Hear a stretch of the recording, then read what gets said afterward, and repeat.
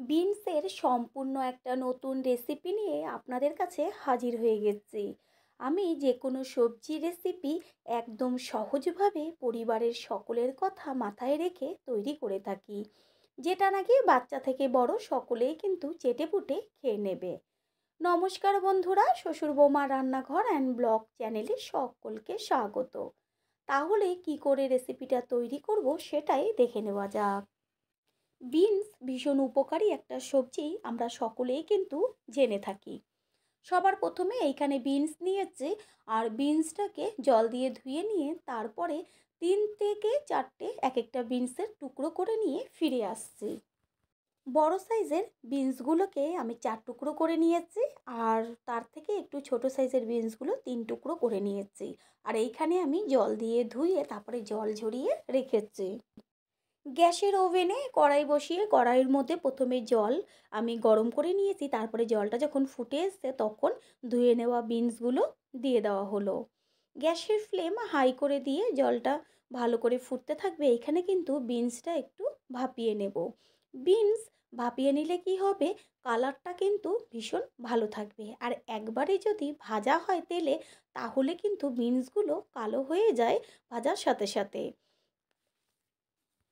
3 থেকে 4 মিনিট সময় নিয়ে বিনসটা আমি ভাপিয়ে নিলাম। তারপরে কড়াইয়ের থেকে একটি ঝাঁকির মধ্যে ঢেলে দেওয়া হলো, জলটা যেন ঝরে যায়।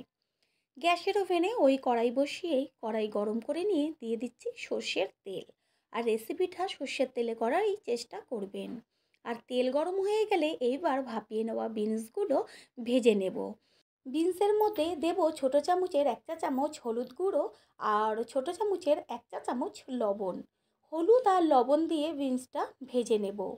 যদি আমি ডাইরেক্ট তেলের মধ্যে বিনসগুলো দেওয়া হতো, তাহলে কিন্তু কালারটা এত সুন্দর আসবে না। পুরনো বন্ধুদের সবসময় আমাদের পাশে এইভাবে থাকার জন্য অনেক অনেক ভালোবাসা। কথা বলতে বলতে এদিকে বিনসগুলো ভাজা হয়ে গেল, আর বিনসগুলোকে তুলে নেব। বিনসগুলো ভাজার সময় আমি কিন্তু একদম অল্প করে তেল ব্যবহার করেছিলাম, তাই তেল কিন্তু একটু বাঁচেনি। এবার দিয়ে দিচ্ছে সর্ষের তেল। এখনও কিন্তু সর্ষের তেলের পরিমাণটা অল্প। ফোড়ন দিচ্ছে কালো জিরে। তারপরে ফোড়নটা তেলে ভেজে নিয়ে এর মধ্যে দিয়ে দেব আদা, পেঁয়াজ, রসুন একসাথে, আর পাকা কাঁচা লঙ্কা পেস্ট করে নিয়েছিলাম সেই পেস্ট। গ্যাসের ফ্লেম মিডিয়ামে রেখে মশলা কিন্তু একটু সময় নিয়ে কষিয়ে নিতে হবে। মশলাটা যত ভালো কষানো হবে, রান্নার টেস্ট কিন্তু হবে তত বেশি। কালারের জন্য দেব হলুদ গুঁড়ো। আমি এইখানে কোনো রকম কিন্তু লঙ্কার গুঁড়ো ব্যবহার করব না। দিয়ে দিচ্ছি টমেটোর পেস্ট। এইখানে বড় সাইজের একটা টমেটো আমি পেস্ট করে নিয়েছি। আর লবণ যেহেতু ভাজার সময় দিয়েছি, সেই কারণে এখন লবণ দেব না। পরে বিনস দেওয়ার পরেই কিন্তু লবণটা চেক করে যদি লাগে তাহলেই দেব। দেব 1 চা চামচ মিট মশলা। এইখানে আর কোনো রকম মশলা আমি ব্যবহার করব না, শুধু আদা, পেঁয়াজ, রসুন আর মিট মশলা দিয়েই কিন্তু রেসিপিটা তৈরি করব। নতুন বন্ধুদের আমাদের চ্যানেল ভিজিট করার জন্য আন্তরিক শুভেচ্ছা ও ভালোবাসা। আমাদের রেসিপিগুলো যদি ভালো লেগে থাকে, সাবস্ক্রাইব করে দেওয়ার অনুরোধ রইল। ও পাশে থাকা বেল আইকনে ক্লিক করলে পরবর্তী ভিডিওগুলো সবার আগে আপনাদের কাছে পৌঁছে যাবে। মশলার থেকে কিন্তু তেল ছাড়তে শুরু করেছে, মশলাটা কষানো হয়ে গেছে। এইবার এই পর্যায়ে দিয়ে দেব ছাড়িয়ে নেওয়া মটরশুঁটি। মটরশুঁটি কিন্তু আমি ভেজে নেব না, শুধুমাত্র যখন মশলাটা কষানো হবে ঠিক তখন কিন্তু মটরশুঁটিটা দিয়ে দিতে হবে।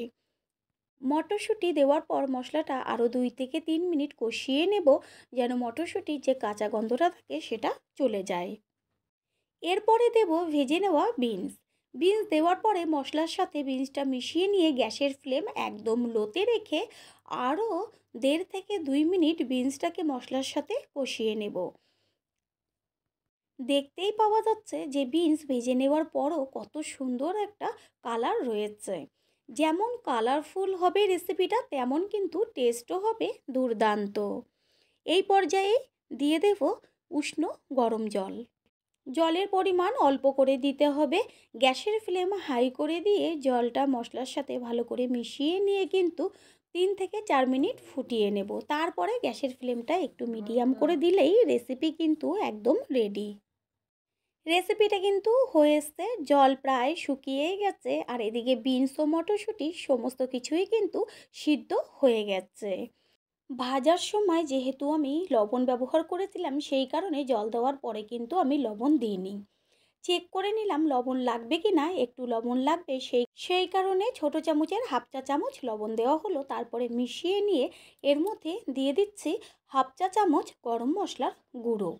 গরম মশলার গুঁড়ো মিশিয়ে নিয়ে গ্যাস অফ করে দেব। টেস্টটা আর একটু বাড়াবার জন্য এর মধ্যে দিয়ে দিচ্ছি কুচিয়ে নেওয়া ধনেপাতা। ধনেপাতার পরিমাণটা কিন্তু আমি একটু বেশি ব্যবহার করেছি। তারপরে দেব সমস্ত কিছুর ব্যালেন্সটা ঠিক রাখার জন্য সামান্য একটু চিনি।